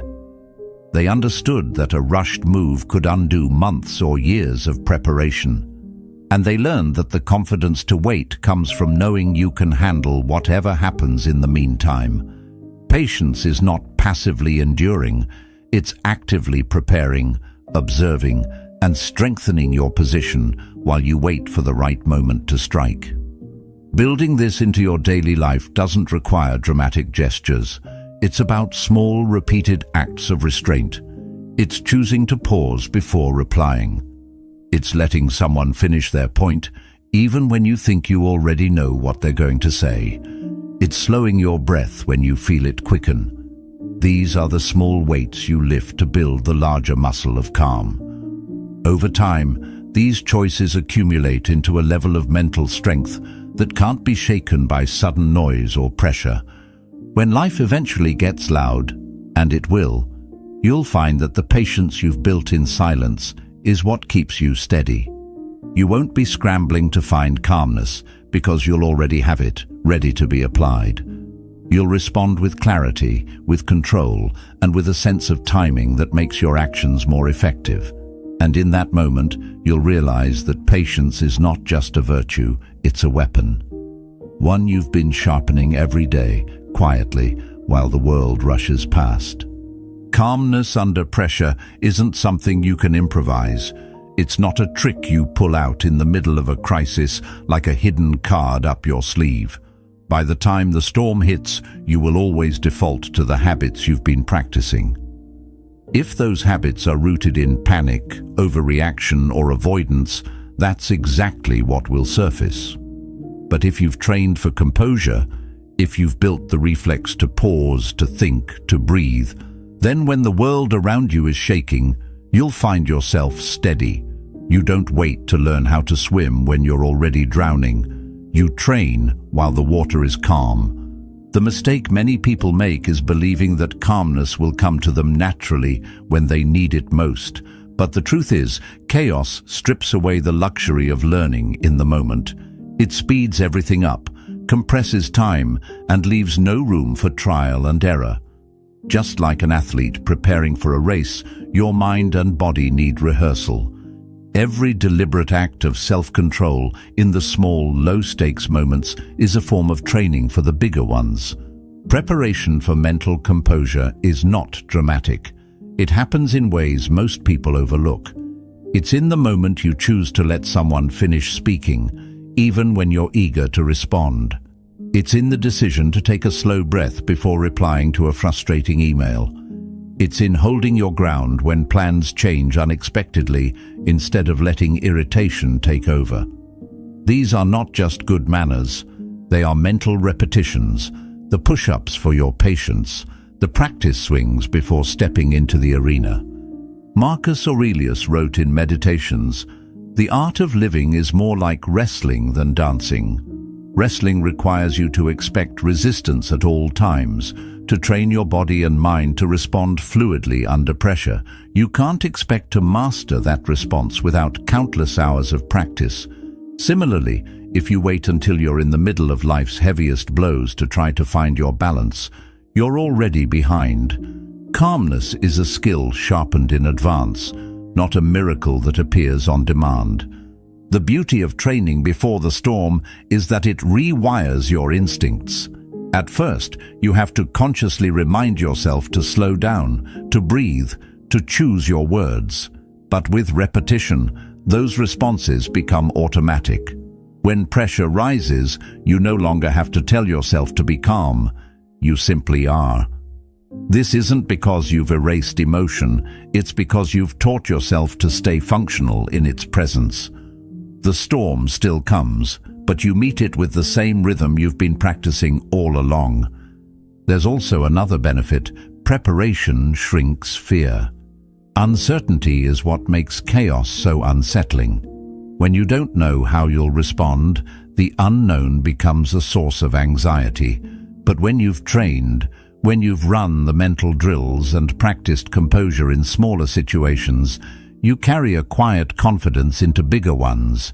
You know you can handle the discomfort because you've handled versions of it before. That familiarity is what allows you to think clearly when others freeze. Think of a firefighter. They don't wait until the first building is burning to learn how to use their equipment. They run drills. They practice entering smoke-filled rooms. They simulate high-pressure scenarios until their reactions are second nature. When the real emergency arrives, there's no time for hesitation. They act with precision because they've already been there 100 times in training. Your mind works the same way. The drills you run in everyday life, pausing before reacting, staying steady when provoked, speaking with care in tense moments, are what make you ready for the fires you can't predict. The hard truth is, the storm will come whether you prepare or not. Life doesn't wait for you to feel ready. It will throw situations at you that demand clarity, restraint, and decisiveness. The only question is whether you'll meet those situations as someone who's been training for them, or as someone trying to figure it out on the spot. One approach leaves you in control, the other leaves you at the mercy of the moment. Training for calm doesn't require hours of meditation or isolated retreats, though those can help. It requires using daily life as your practice field. Every inconvenience is a chance to build patience. Every disagreement is an opportunity to strengthen self-control. Every unexpected change is a rehearsal for adaptability. If you approach life this way, then by the time the real pressure hits, you're not scrambling to find composure. You're stepping into a role you've been playing all along. And that's the essence of being prepared for chaos. It's not about hoping the storm will be gentle. It's about making sure you are strong enough, steady enough, and practiced enough that it doesn't matter how hard the wind blows. You've already been training in calmer weather, building the muscle that will keep you upright when everything else starts to sway. That's the quiet advantage of preparation. It doesn't just ready you for the storm. It changes who you are when it arrives. Your mind is no different from your body. It needs regular exercise to stay strong, flexible, and ready for whatever life throws at it. We tend to think of mental clarity as something that either shows up or doesn't, like a lucky mood or a sudden spark of inspiration. But the truth is, clarity is trained. It's built through small, consistent habits, repeated every day until they become part of who you are. Just like you wouldn't expect to run a marathon without months of physical training, you can't expect your mind to perform at its best in high-pressure situations if you haven't been preparing it in the quiet ones. Meditation, visualization, and physical exercise are not luxuries reserved for people with spare time. They're daily drills for mental resilience. They're the equivalent of sharpening your tools before you need to use them. Visualization works differently, but it's equally powerful. It's the mental rehearsal of success, the act of walking yourself through the moments you know will matter before they even arrive. Athletes use it to prepare for game-winning shots. Speakers use it to prepare for the stage. Leaders use it to prepare for the conversations that could change everything. When you visualize, you're teaching your brain to recognize success before it happens. You're showing yourself not just what you want to achieve, but how you'll carry yourself in the process. And when the real moment arrives, it feels familiar. Not because you've been there physically, but because you've already been there in your mind. Physical exercise might seem like it belongs in a different category, but it's deeply connected to your mental state. Movement changes your chemistry. It clears stress hormones from your body, boosts your mood, and sharpens your focus. But beyond the science, there's a lesson in discipline. Every time you show up to train your body, even when you don't feel like it, you're reinforcing the mindset that says, "I follow through." That mindset doesn't just live in the gym. It shows up in your work, your relationships, your decisions under pressure. The beauty of these practices is how they feed into one another. Meditation sharpens your awareness, helping you catch the moment when your focus starts to slip. Visualization gives that focus direction, showing you what to aim for and how to move toward it. Physical exercise strengthens your willpower, making it easier to stick with meditation and visualization even when life gets busy. Together, they form a feedback loop of clarity, confidence, and control. Each one makes the others more effective, and over time, they change not just how you think, but how you live. The mistake most people make is waiting for a crisis to start these habits. They think they'll meditate when life calms down, visualize when they have a big opportunity coming, or work out when their schedule opens up. But that's like deciding you'll start carrying a shield after the battle begins. These are not someday habits. They're the daily reps that prepare you for the moments you can't predict. The days you feel too tired, too busy, or too distracted to practice are often the days you need it most. At first, these practices might feel awkward or even unnecessary. You might wonder if sitting quietly for 10 minutes or picturing a conversation in your head can really make a difference. But the impact is cumulative. You might not notice it after one session or even 10, but after weeks and months, you'll start to feel it. You'll notice you're less reactive in tense situations. You'll find it easier to focus on what matters and ignore what doesn't. You'll approach challenges with a steadier hand because you've been practicing steady hands every day. Daily mental workouts are how you choose who you're becoming. They're small, deliberate acts that shape your identity over time. They're reminders that your mental state is not a random outcome. It's something you can train, condition, and strengthen, just like a muscle. And the more you work at it, the more you'll trust it to hold when the weight gets heavy. It's worth asking yourself, if the biggest challenge of your life arrived tomorrow, how ready would your mind be to handle it? Would you be meeting it with the calm, clarity, and confidence you've been training for? Or would you be scrambling to find those qualities on the spot? The answer depends on what you're doing today, on whether you're treating mental strength as a daily discipline or a wish for the future. These workouts don't require hours. They require intention. 10 minutes of meditation to start your day, 5 minutes of visualizing a goal before you begin work, 30 minutes of physical movement to keep your body and mind aligned. Done consistently, these moments become more than habits. They become part of your foundation. And when life tests that foundation, you'll be ready. In the end, mental clarity is not something you wait for. It's something you build, brick by brick, breath by breath, rep by rep. The people who seem calm and unshaken in the face of uncertainty aren't lucky. They've been training for it every day in ways that no one else sees. You can do the same. Start small, stay consistent, and remember that each time you show up for your daily mental workout, you're not just preparing for a better day, you're preparing for a stronger life. Who you spend time with is not just a matter of preference, it's a matter of influence.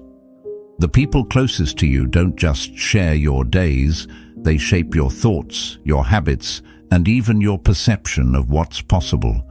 Their energy, whether grounded or chaotic, becomes the atmosphere you live in. You might not notice it at first. Influence is subtle, but over time, you'll find that their ways of thinking seep into your own. Their pace becomes your pace. Their fears and ambitions start to color how you see the world. That's why your environment isn't just the physical space you live in. It's the human ecosystem you choose to exist within. When you surround yourself with people who think clearly, it changes you.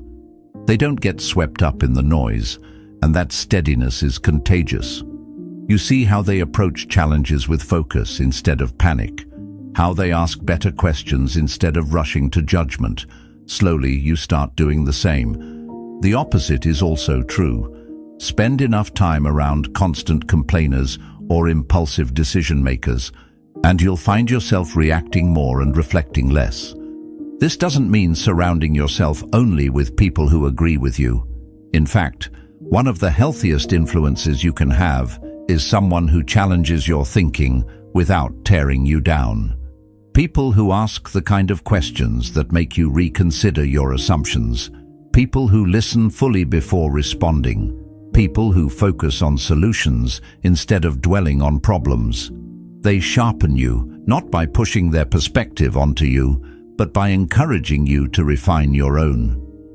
Think about how much of your mindset is shaped not by what you've decided in solitude, but by the conversations you've had, the stories you've heard, the attitudes you've been around. If your circle normalizes negativity, gossip, and avoidance, those things will feel natural to you. If your circle normalizes accountability, optimism, and disciplined action, those will feel natural instead. It's not about being easily swayed. It's about understanding that human beings adapt to their surroundings. You can't help but absorb the emotional climate you spend the most time in. The influence goes deeper than mood. It impacts decision-making. When you're in a group of people who panic at the first sign of difficulty, your instinct in a crisis will likely be to do the same. But if you're around people who stay calm, who collect facts, who consider different perspectives before moving, that becomes your instinct too. Their habits of thought become part of your muscle memory. And in high-pressure moments, muscle memory is everything. Marcus Aurelius reminded himself often, "You become what you give your attention to." By giving your attention to certain people, you are, in a very real sense, choosing who you will become. It's worth asking yourself, who in your life brings you clarity and who brings you confusion? Who leaves you feeling capable and who leaves you drained? Who talks more about problems and who talks more about possibilities? You don't have to cut ties with everyone who doesn't match the ideal. Life is more complex than that, but you can be intentional about whose voices have the most weight in your mind. Proximity matters, influence matters, and even a slight shift in who you spend time with can have a profound impact on your direction. Strong environments are built on mutual influence. The people who lift you up should also be the people you lift. It's not a one-way street. When you engage with people who inspire you, you naturally want to contribute back to that energy, to bring your own clarity, effort, and integrity to the table. This creates a cycle where everyone gets better simply by being in the presence of each other's best. It's one of the quietest but most powerful forms of growth there is. Of course, it's not always possible to avoid negative or chaotic influences completely. You may have to work with them, live near them, or even share a family with them. In those cases, your task is to make sure you have enough grounding influences elsewhere to counterbalance the pull. You don't need to isolate yourself. You need to anchor yourself. Find the conversations that sharpen your thinking. Spend time with the people who make you want to be more focused, more patient, more courageous. Let that be the dominant tone of your environment, so that when the noise comes, it can't drown you. Sometimes the people who frustrate us are mirrors, showing us patterns we need to break or weaknesses we need to address. The key is to recognize the lesson without letting their behavior set your standard. You can learn from anyone, but you don't have to model yourself after everyone. The company you keep should be chosen for where you want to go, not just where you happen to be now. Over time, you'll notice that your environment shapes not only your mindset, but your ambitions. When you're around people who settle for less, it's harder to keep pushing for more. When you're around people who are striving, improving, and learning, it becomes second nature to do the same. You start measuring yourself not against where you've been, but against where you could be. That's the silent gift of the right environment. It pulls you forward without you having to force it. In the end, the people around you are either reinforcing your best self or feeding the parts of you that keep you stuck. Choosing wisely isn't just about comfort, it's about growth. It's about surrounding yourself with minds that sharpen yours, with energy that steadies yours, with examples that raise your standards. Because just as their energy becomes yours, your energy becomes theirs. And when the right people are shaping your mind, you'll find yourself not just thinking more clearly, but living more intentionally.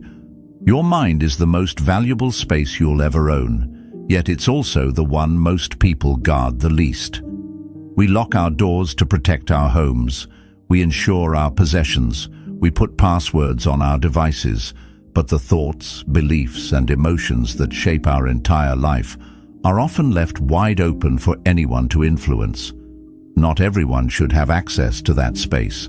Carl Jung once wrote, "Who looks outside dreams, who looks inside awakes." Protecting your energy begins with looking inside and realizing that your inner state is not public property. It belongs to you, and you decide who gets close enough to leave an imprint. Energy is not infinite. Every thought you entertain, every conversation you have, every person you let into your mental space takes something from you. That's not necessarily a bad thing. If you're surrounded by people who lift you up, challenge you in healthy ways, and keep you focused on what matters, the exchange is worth it. But when you let in constant negativity, manipulation, or drama, it's like leaving a window open in a storm. The damage may start small, a little doubt here, a little distraction there, but over time it erodes your focus, your confidence, and your sense of direction. Protecting your energy doesn't mean isolating yourself from the world.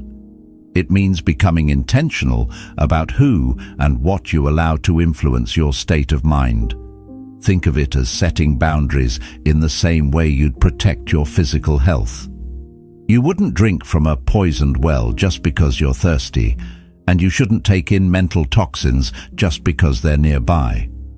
Sometimes this means limiting time with certain people. Other times, it means changing the subject, refusing to engage in gossip, or simply walking away from a conversation that drags you into a place you don't want to live. One of the most overlooked aspects of protecting your energy is recognizing that some people will drain it without even realizing they're doing it. It's not always malicious. They might be caught in their own cycle of fear, pessimism, or constant crisis, and without boundaries, their storm becomes yours. You can care about them without becoming consumed by them. That's where emotional discipline comes in, the ability to empathize without absorbing, to be present without being pulled under. This also means paying attention to the subtle ways access to your mind gets granted. Social media, news cycles, casual conversations, these all have the power to shape your mood and your perspective if you consume them without awareness. A headline can spike your anxiety, A careless comment online can stay in your head all day. Protecting your energy means being selective with what you feed your attention to, because attention is the gateway to your mental and emotional state. Every time you give something your focus, you're giving it a seat at the table in your mind. It's important to understand that protecting your energy is not selfish, it's necessary. When you're constantly depleted, you can't think clearly, make good decisions, or show up fully for the people and goals that matter most. You're not cutting people out because you don't care. You're creating the conditions to care better, with clarity and strength. Of course, not every drain on your energy can be avoided. Life will put you in situations where you have to deal with difficult personalities, stressful environments, or challenging circumstances. That's why protecting your energy also means learning to restore it. It's about having practices that bring you back to center when you've been pulled off balance, whether that's time alone, deep breathing, journaling, or spending time with the people who refill your energy instead of taking from it. You can't always avoid the storm, but you can build a place within yourself that stays steady while it passes. There's also a deeper layer to this. Protecting your energy means protecting the beliefs and values that guide your life. When you allow people who don't respect those values to influence you, you risk slowly drifting away from who you really are. It's rarely an overnight shift. It happens in small compromises, in accepting things that once felt unacceptable, in ignoring the voice inside that says, "This isn't you." Guarding your energy means listening to that voice and having the courage to keep it strong, even when it's easier to go along with the crowd. The truth is, you teach people how to treat your mind by how you protect it. If you allow constant intrusion, people will assume your mental space is theirs to fill. But when you set clear boundaries, when you show that your time, your focus, and your emotional bandwidth are valuable, others learn to approach with respect. Protecting your energy sends a message, not just to others, but to yourself. You believe your clarity, peace, and focus are worth defending. In the end, your mind is your most important asset. Everything you create, every relationship you build, every goal you pursue starts there. If it's clouded by the wrong influences, you'll struggle to see clearly or move with intention. But when you protect it, when you choose carefully who and what you let in, you create the conditions for your best self to thrive. And that's not just about avoiding the bad. It's about making space for the good, so your energy is spent building the life you actually want, instead of surviving one you never chose. The storm will come, it always does. Sometimes it creeps in quietly, like clouds building on the horizon you barely notice until the first drop hits your skin. Other times it crashes into your life without warning, ripping apart the calm you thought would last a little longer. The storm can take many forms: a sudden loss, a betrayal, a collapse of plans you'd staked your future on. And when it arrives, it doesn't pause to ask if you're ready. That's why readiness isn't something you find in the moment. It's something you build long before the wind starts to howl. When the storm hits, it exposes everything. All the habits, all the small choices you've made in quieter times become visible in a single moment. If you've trained yourself to stay grounded, to slow your thoughts, to protect your energy, you'll find yourself holding steady even as the ground shakes. But if you've let panic be your default, if you've fed impatience and neglected discipline, the storm will magnify every weakness. There's no avoiding the fact that in the thick of it, you will feel the weight. You'll feel the pull toward fear, the temptation to act recklessly just to feel like you're doing something. That's the moment where your preparation matters most. If you've done the work beforehand, practiced calm in small conflicts, held your focus through minor distractions, built patience when you could have rushed, then you're not scrambling to learn composure on the spot. You're relying on a skill you've already strengthened. Preparation doesn't make the storm any less real. It doesn't take away the difficulty, the loss, or the discomfort. But it changes your relationship to it. You stop seeing it as something purely destructive and start recognizing it as something you can navigate.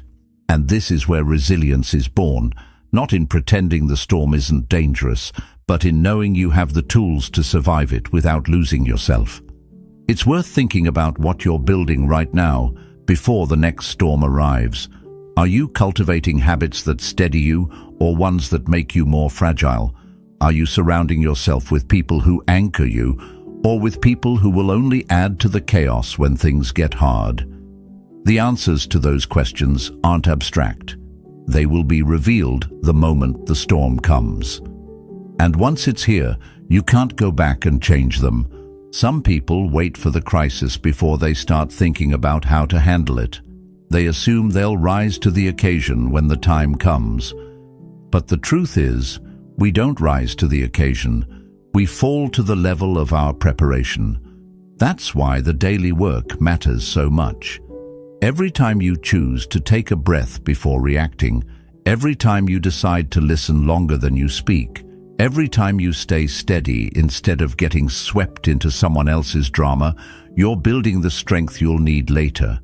It doesn't feel heroic in the moment, but it's those small acts of discipline that determine whether you'll stand tall or be swept away.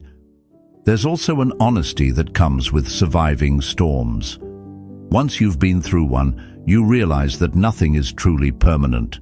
Not the comfort, not the pain, not the safety, not the danger. Everything moves. The storm teaches you that. And if you pay attention, it also teaches you that you are capable of enduring more than you thought. Each one leaves you with a deeper understanding of your own capacity to endure, adapt, and rebuild. That's a kind of power no one can hand you. It's earned. Still, there's a trap here. Surviving a storm can make you think you're unshakable, and that overconfidence can make you sloppy in your preparation. You start thinking you don't need to keep practicing patience, protecting your energy, or surrounding yourself with strong influences.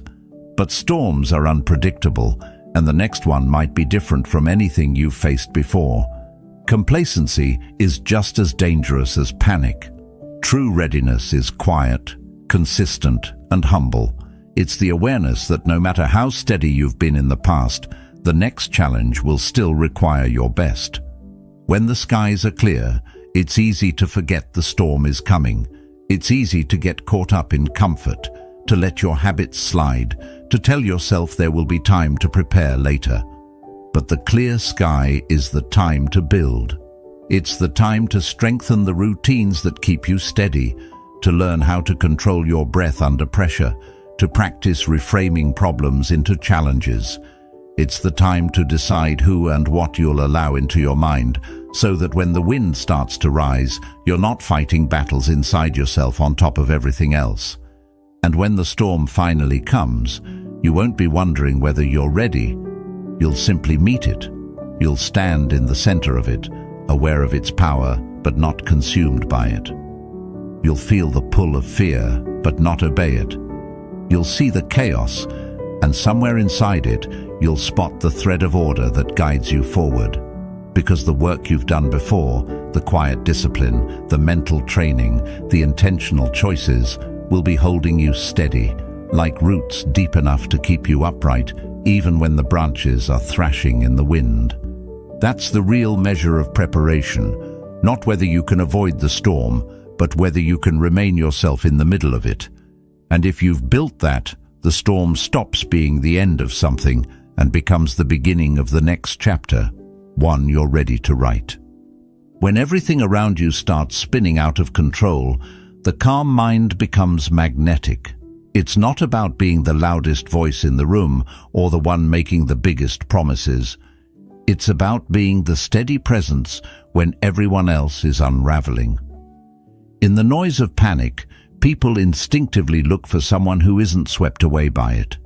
They gravitate toward the person whose voice doesn't shake, whose decisions aren't rushed, whose presence feels like an anchor. Calmness under pressure is rare, and anything rare becomes valuable. When the world is losing its head, that rare steadiness makes you the one people follow, trust, and depend on. This kind of calm isn't passive or detached, it's active.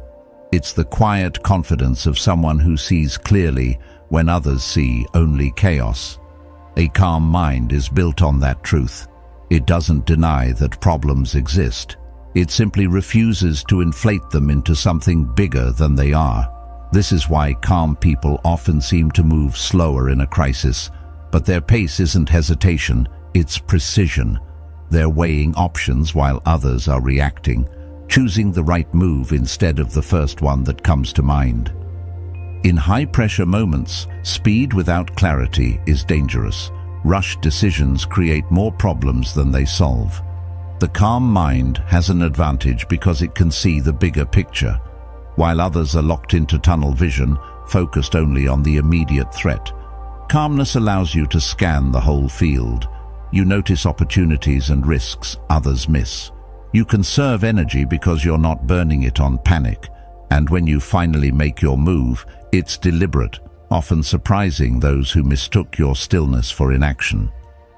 The calm mind also earns trust because it doesn't amplify fear. In tense situations, emotions are contagious. Panic breeds panic. Doubt breeds doubt. But calmness spreads too, and it spreads in a different way. It slows the room down. It reminds people that thinking is still possible. It gives them permission to breathe. That's why leaders who keep their composure often become the ones people rally behind. It's not just about their decisions, it's about the atmosphere they create, one where others can think clearly as well. There's also an authority that comes with calmness. When you're the person who can hold your ground in difficult moments, others begin to see you differently. They remember the times you didn't flinch, the moments you stayed present when others checked out. That track record becomes your credibility. People don't just listen to what you say, they believe it, because you've proven you don't lose yourself under pressure. And in a world that often rewards loudness over wisdom, that kind of credibility is priceless. But here's the thing, calmness is not the absence of emotion, it's the mastery of it. The calm mind still feels the pressure, still registers the weight of the moment, but it knows how to keep those emotions from hijacking the decision-making process. It's like a skilled pilot flying through turbulence, not because the air has suddenly become smooth, but because they've learned how to keep the plane steady despite it. That steadiness inspires confidence, and confidence inspires followership.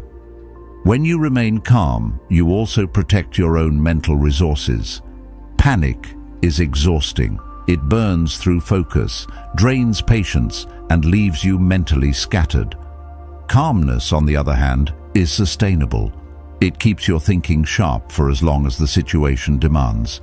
It allows you to adapt without losing balance.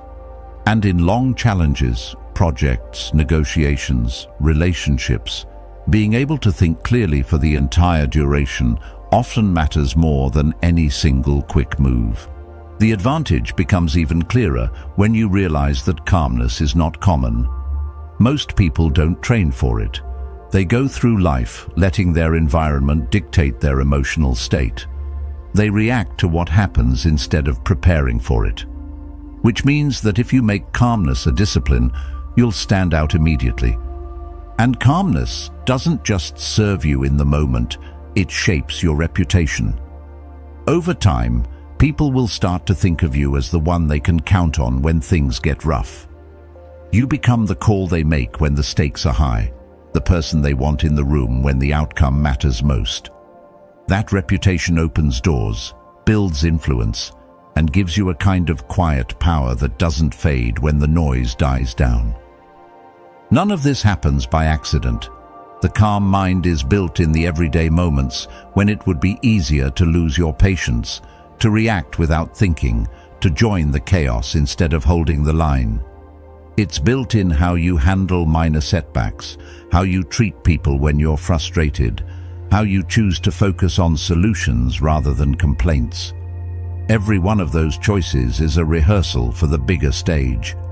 And when that bigger stage comes, when the pressure is real and the outcome matters, you won't have to force yourself to be calm. You'll simply step into the role you've been practicing all along. You'll stand in the middle of the storm, aware of its strength but rooted in your own. You'll see the panic around you, but it won't dictate your next move. You'll speak, and people will listen, not because you demanded authority, but because you've already earned it. In the end, the calm mind is the ultimate advantage because it's the rarest one. Anyone can act strong when things are easy. Anyone can talk about composure when they're not being tested. But to remain steady when others are unraveling, to see clearly, decide wisely, and inspire trust when it matters most, that's not just a skill. That's a superpower, and it's one you can choose to build, starting now. Calm isn't something you declare once and then carry effortlessly for the rest of your life. It's not like flipping a switch. It's a choice you make again and again, in moments both big and small, until it becomes a part of who you are. Every day, life will give you opportunities to keep that commitment or to break it. Someone will test your patience. Something will disrupt your plans. A piece of news will try to pull you into panic. And in those moments, the question is always the same. Will you hold the line, or will you hand over your peace to whatever just happened? Staying calm is a practice, and like any practice, it demands consistency. You don't go to the gym once and expect to be strong forever. You don't meditate once and expect to be at peace for the rest of your life. Calmness works the same way. It's a discipline that must be renewed. The challenge is that the choice is often made in moments you barely notice. It's not always during a dramatic confrontation or a life-changing decision. Sometimes it's when someone cuts you off in traffic, or when your phone buzzes with a message that could wait, but you feel the urge to answer right away, or when you're interrupted in the middle of your work and have to decide whether to respond with frustration or with focus. These are the moments that define you, not because they're big, but because they're constant. Each time you choose calm, you're reinforcing a muscle that will be ready when the stakes are high. And make no mistake, there will be times when the stakes are high. The storm will come. The setback will hit. The person who knows exactly how to provoke you will try again. But here's the difference. If you've been practicing, those moments won't take you by surprise. You'll still feel the surge of emotion. Calmness doesn't mean numbness, but you'll know how to ride that wave instead of being thrown by it. You'll have the space to breathe, to think, to decide. That's the power of turning calm into a way of life instead of a one-time reaction. It's also a commitment to yourself that no one else can make for you. You can surround yourself with grounded people, set up supportive routines, even design a peaceful environment, but ultimately, you're the one who chooses how you respond. This doesn't mean you'll never lose your composure. You will. We all do. There will be days when you snap, when you rush, when you let the moment get the better of you. But the commitment shows in what you do next. Do you spiral into frustration, or do you reset and return to center? Calmness is not perfection. It's resilience. It's the ability to come back to stillness again and again, no matter how many times you're pulled away from it. When calmness becomes your default, you stop being as reactive to the world around you. You're no longer at the mercy of other people's moods, mistakes, or opinions. You start living from the inside out instead of the outside in. The benefits of making this a way of life go far beyond surviving hard times. When you carry calm with you, your decisions improve. Your relationships deepen because you listen more and react less. Your work benefits because you think with clarity instead of haste. And perhaps most importantly, you start to trust yourself in a way that's hard to put into words. You know that whatever comes, you'll meet it with steadiness. That trust in yourself changes how you move through the world. Over time, others will notice it too. They'll sense it in the way you speak, the way you handle setbacks, the way you don't match the chaos around you. People will begin to rely on you, not because you're perfect, but because you're steady. In a culture that rewards urgency and noise, the quiet confidence of someone who stays calm is magnetic. It makes you a source of strength for others, even when they can't find it for themselves. But here's the truth: the final commitment to calmness isn't really about anyone else. It's about the relationship you have with yourself. It's about deciding that your peace is worth protecting, that your clarity is worth keeping, that your mind is worth strengthening every single day. It's about understanding that calmness is not a gift you wait to receive. It's a skill you earn through repetition, patience, and choice. So you wake up each morning knowing that the day will test you in ways you can't predict. And you make the decision anyway. You choose to carry calm into every meeting, every conversation, every unexpected turn.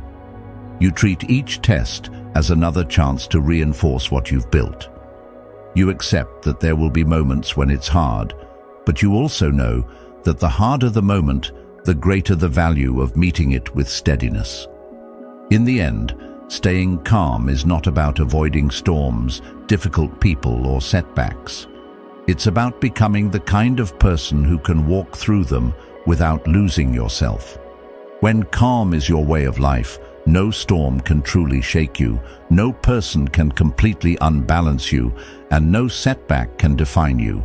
You remain grounded, not because the world is gentle, but because you have chosen to be unshaken. And that choice, made day after day, is what turns calmness from a fleeting reaction into an unbreakable part of who you are. No matter where life takes you from here, remember this: calm is your greatest weapon, your truest ally, and your unshakable foundation. Protect it, live it, and let it guide you through every storm. If this message spoke to you, stay with the momentum and watch one of the videos now appearing on your screen. They'll take you even deeper. Thank you for being a part of Stoic Journal. Your journey to strength and clarity is just beginning.